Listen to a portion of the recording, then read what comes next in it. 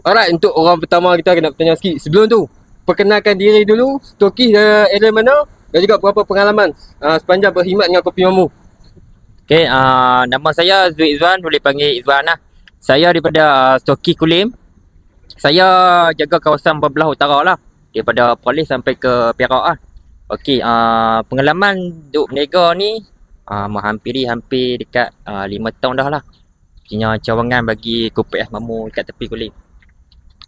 Alright, kita tanya soalan lah. Apakah membuatkan diri yang rasa berminat nak jadi stokis dengan Kopi Mamu ni? Masa nak mula-mula berniaga tu tak berminat lagi lah, tapi mencuba kan dari segi brand punya mamu lah.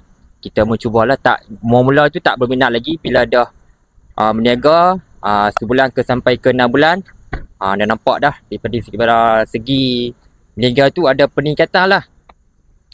Itulah.